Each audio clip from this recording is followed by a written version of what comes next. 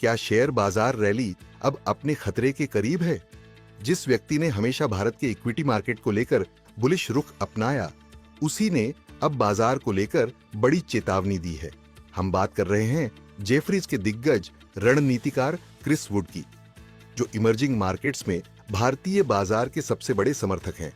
लेकिन अब वही कह रहे हैं, वैल्यूएशंस खतरे के स्तर पर पहुंच चुके हैं और इक्विटी की भारी सप्लाई अब रैली को बिगाड़ सकती है।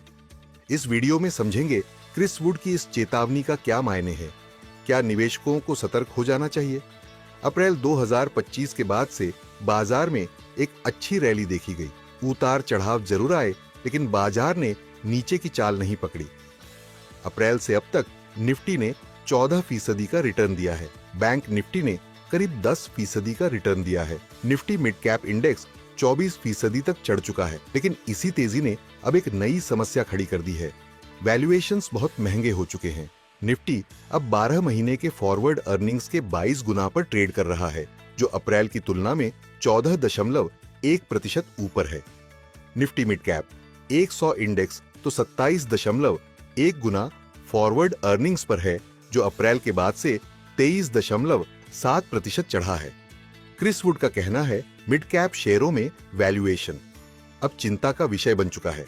कंपनियां और प्रमोटर इस महंगे बाजार का फायदा उठाने के लिए तेजी से इक्विटी बेच रहे हैं। बाजार में भारी मात्रा में नए शेयर बेचे जा रहे हैं। मई में प्रोमोटर्स, प्राइवेट इक्विटी फर्म्स और वेंचर कैपिटलिस्ट ने $7.2 अरब के शेयर बेचे। जून में ये रफ्तार बहुत तेज है। जून के पहले 2 हफ्तों में प्रोमोटर्स और इक्विटी फर्म्स ने $6 अरब के शेयर बेच दिए। यानी बाजार में हर महीने लगभग 50,000 करोड़ से ज्यादा शेयरों की सप्लाई हो रही है, और ये किसी छोटे निवेशकों की तरफ से नहीं हो रही। ये प्रमोटर्स, प्राइवेट इक्विटी और वेंचर कैपिटल की तरफ से आ रही है। अब सवाल ये है कि ये शेयर कौन बेच रहा है? कुछ बड़ी डील्स पर नजर डाले तो विशाल मेगा मार्ट के प्रमोटर ने म्यूचुअल फंड्स को 10,220 करोड़ में 19.6% हिस्सेदारी बेची। बजाज फिनसर्व के प्रमोटर ने करीबन 5,500 करोड़ के शेयर बेचे। रिलायंस इंडस्ट्रीज ने एशियन पेंट्स में 9,580 करोड़ की हिस्सेदारी बेची।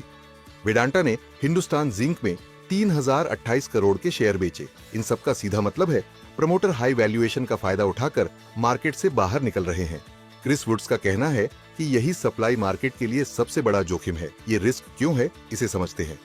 जब बाजार में डिमांड से ज्यादा सप्लाई आ जाती है तो रैली धीमी पड़ सकती है या गिरावट भी आ सकती है। प्रोमोटर सेलिंग यानी अंदरूनी लोगों का स्टॉक से निकलना एक बड़ा संकेत होता है कि कीमतें अब बहुत ऊपर हैं। इतिहास गवाह है, जब जब बाजार में ऐसी भारी प्रमोटर सेलिंग देखी गई है, उसके बाद बाजार में करेक्शन यानी गिरावट आई है। फिर भी कुछ सेक्टर्स में क्रिस वुड का भरोसा बरकरार है। हालांकि वुड सतर्क हैं, लेकिन उन्होंने कुछ थीम्स में भरोसा बनाए रखा है। क्रिस वुड के मुताबिक जेफरीज के इंडिया पोर्टफोलियो में अभी भी 19% वेटेज रियल एस्टेट में है। जेफरीज के एनालिस्ट अभिनव सिन्हा के अनुसार फाइनेंशियल ईयर 24 में टॉप 60 डेवलपर्स की प्री सेल्स ग्रोथ 22% तक जा सकती है। बीएसई रियल्टी इंडेक्स अब भी जून 2024 के हाई से 14% नीचे है, यानी और चढ़ने की गुंजाइश है। इस हफ्ते वुड ने अपने पोर्टफोलियो में कुछ बदलाव किए हैं। Larsen and Toubro, Thermax, Godrej properties जैसे शेयर पोर्टफोलियो में शामिल किए हैं। TVS motor, home first finance, Manappuram finance, PB fintech और भारतीय एयरटेल हिस्सेदारी बढ़ाई है। ये सब संकेत हैं कि क्रिस वुड का फोकस अब कैपेक्स से हटकर कंजम्पशन यानी खपत आधारित शेयरों की तरफ हो गया है। क्रिस वुड का कहना है कि बाजार की ये रैली आरबीआई की नीतियों से भी जुड़ी हुई है। नए गवर्नर संजय मल्होत्रा का रुख पहले की तुलना में ज्यादा डोविश यानी नरम है। इसका असर कंज्यूमर फाइनेंस स्टॉक्स पर पड़ा है, जैसे बाजाज फाइनेंस, जो इस साल 35% ऊपर है। क्रिस वुड का चेतावनी देना यह दर्शाता है कि अब सतर्क रहने का समय है। जब एक बुलिश निवेशक भी सावधान हो जाए तो आम निवेशक को जरूर सोचने की जरूरत है। अगर आप इस मार्केट में निवेश कर रहे हैं तो क्रिस वुड की सलाहों को हल्के में न लें। सप्लाई और डिमांड के संतुलन को समझें और अपनी रणनीति उसी हिसाब से बनाएं। ये खबर हमने आपकी जानकारी के लिए तैयार की है। अगर आपको किसी शेयर में निवेश करना है तो अपने निवेश सलाहकार की राय जरूर लें।